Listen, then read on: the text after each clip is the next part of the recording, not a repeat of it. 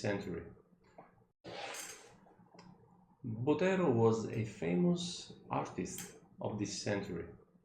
He was born in Colombia, and his art was famous for this sort of a strange design, you can say. There was this dilatation of the shape. It was famous for his colors. Botero's style is very typical because you can immediately recognize that a picture is Botero's work.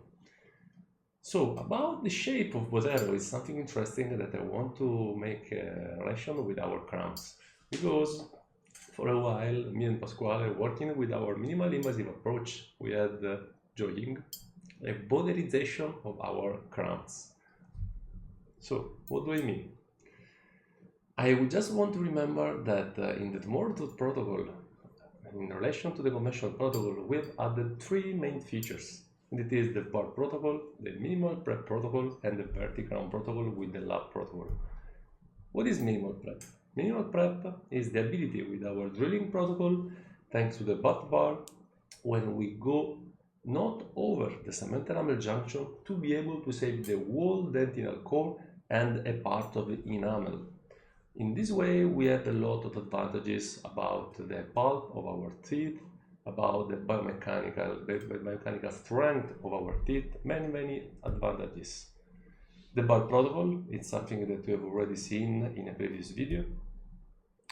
The verticrown now, it's true that from the beginning, thanks to our protocol of the lab protocol of the inverted spacer of our workflow, we were able to do thin crown on the axial walls, okay? But we had a problem. We had the problem that there was an area that is the connection between the axial walls and the occlusal part of our crowns that was not enough for our milling machine. I will go deeper in this concept. Follow me in this kind of reasoning. Look at this tooth, okay? I had this deep class 2 on this molar. As usual, our strategy, this is the decay. I started cleaning the decay. You see that the decay is immediately subgingival.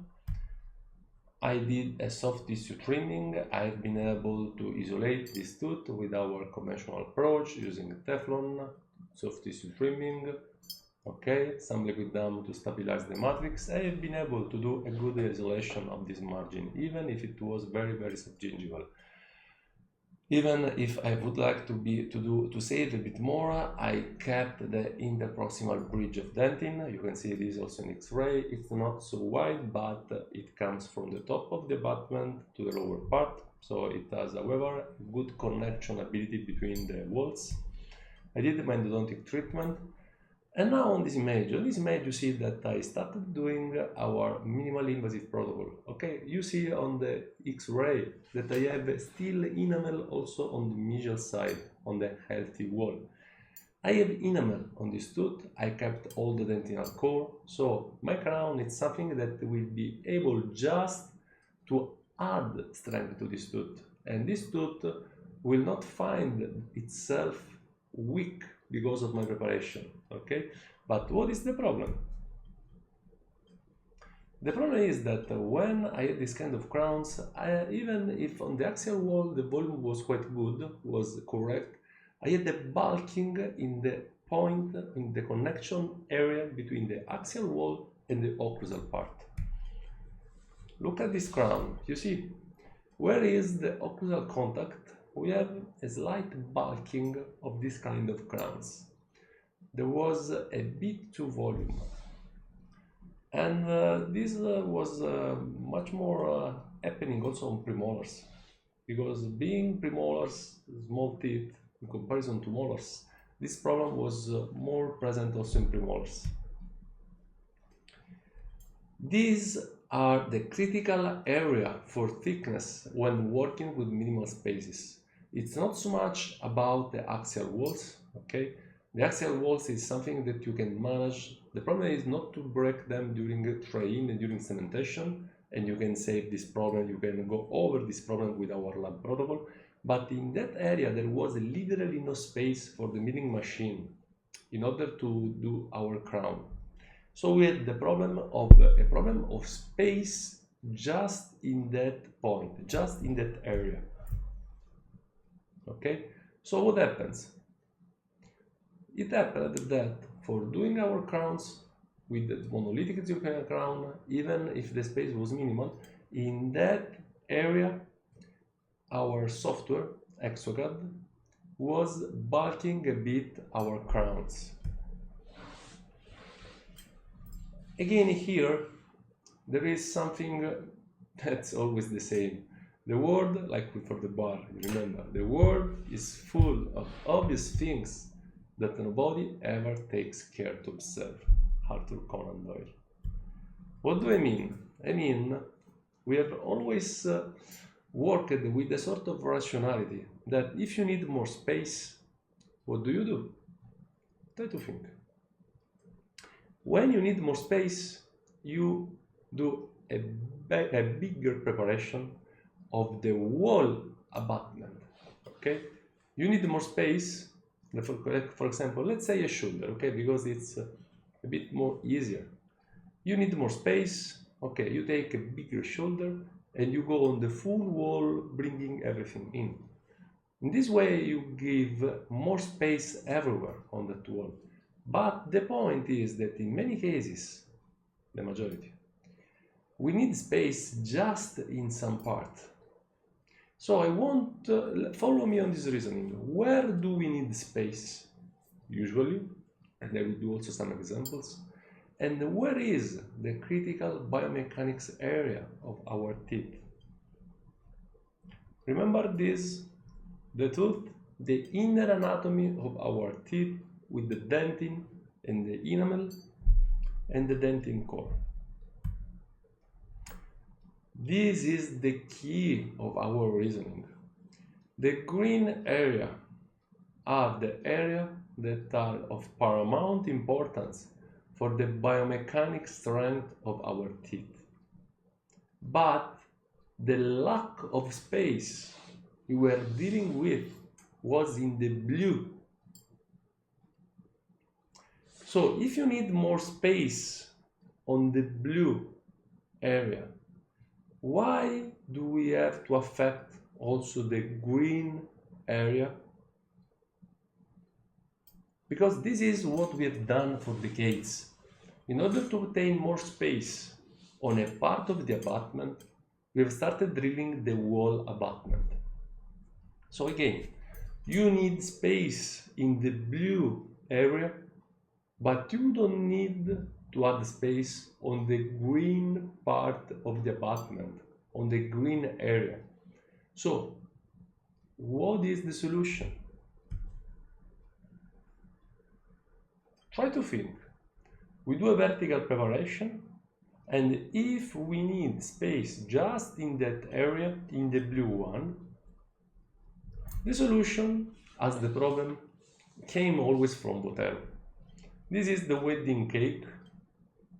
Try to put the shape of a wedding cake to our abutments. This is the solution. Look on the left. This is the shape of our vertical preparation with a minimally invasive protocol. You see that with this kind of preparation, you don't affect the green area, but you have the problem of the red dot line with the blue. And so, the wedding cake, guys. We do a small shoulder just before the blue area, and we are able to give space just in that part of the abutments. Try to think to this. It's perfect. Not only, in many cases, because the anatomy of the dentin is concave, in that part of the abutment, you will find yourself dealing with an increased amount of enamel. So it's very easy that doing this, you will be able not only to give more space to your crown, but because there is an increased amount of enamel, you will find yourself in many cases being able to have still enamel also in that inverted shoulder, because the dentin has a convex anatomy, and when you do your shoulder, inverted shoulder in this point, because the dentin do something like this, you have more enamel to drill in that area. So I want to show you now some clinical cases. This is a premolar. Premolar were teeth that in many cases were suffering of this problem of the bowterization, of bulking. Okay? Look what I do. So I do my vertical preparation, a very minimally invasive vertical preparation, keeping all the biomechanical strength, all the wall dentin, the wall dentinal core. I keep everything from a biomechanic point of view, but I need space. I add the shoulder on the half, even more, of the abutment, and look here, I have enamel at 360 degrees, even with this sort of shoulder, because I'm working on a part of the abutment where there is more enamel because of the concave anatomy of the dentin. And in this way, I'm able to obtain both. I preserve the biomechanical strength of our teeth, I keep all the enamel on my abutments, but I give more space to my technician where is needed. Okay? This is the occlusal shot. I did an immediate impression in this case. Look here, as usual, the reduced bleeding. This is just immediately after the preparation. If you wait 5 minutes, doing, for example, your provisional crown, you will find yourself working in a very easy way in order to get an impression of this tooth. And this is the final crown, zirconia crown, on this premolar. You see, the buccal volume is perfect. There is no bulking on this tooth. Another case, another premolar, and you see here again the buccal volume with this sort of inverted shoulder. That's the name you gave to this kind of preparation. Is something that helps us a lot in order to keep the normal volume, the normal aesthetic of our abutments. Look, this premolar, I have the first premolar, and just behind I have the second premolar, but you see that the volume of the buccal wall is perfect. Of course, according to the clinical situation, you can use this sort of strategy both on the buccal and on the palatal wall.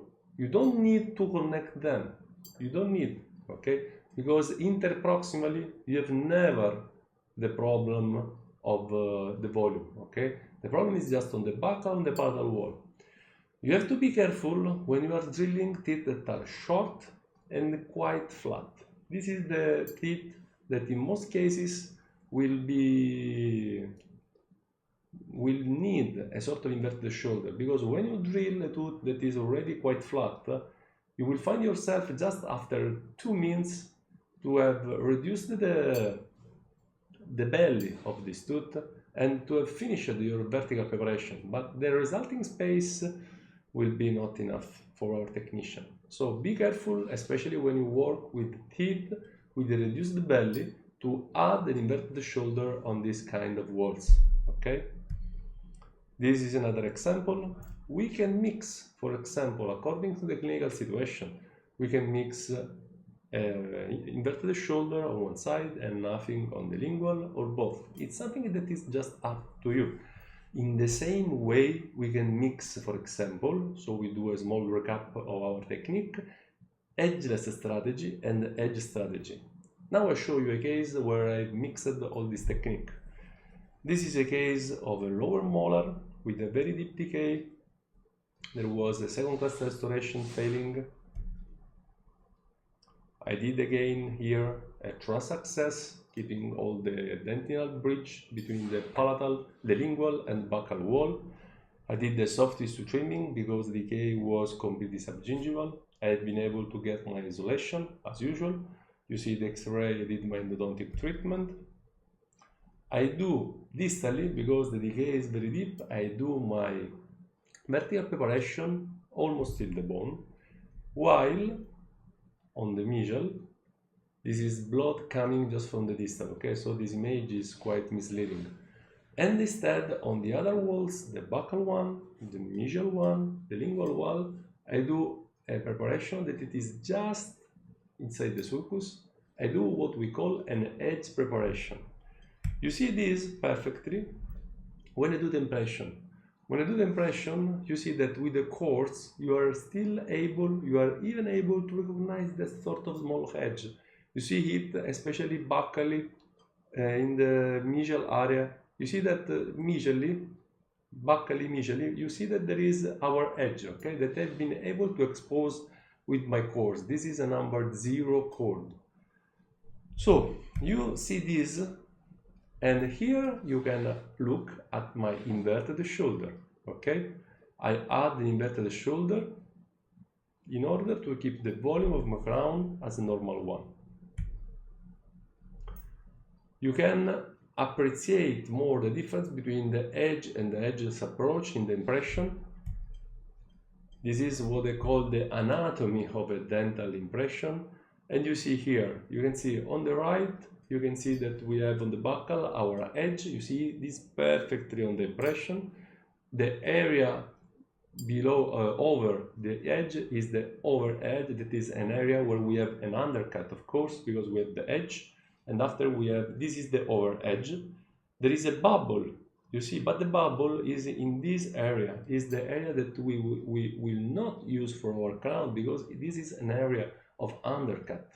And going distally, so on your left, instead there is the edgeless preparation. Edgeless preparation, it means that we have a vertical wall straight to the bone.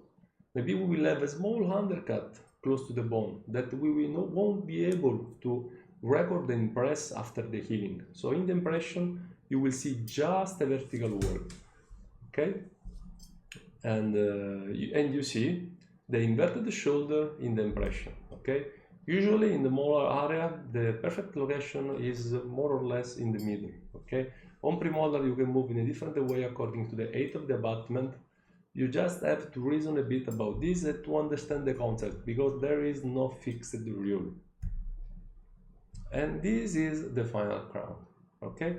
Look buccally how I have been able to keep the normal volume without even doing a very minimal invasive preparation. Another case, lower second molar, I did endodontic treatment. There was a huge decay on the mesial side of this tooth.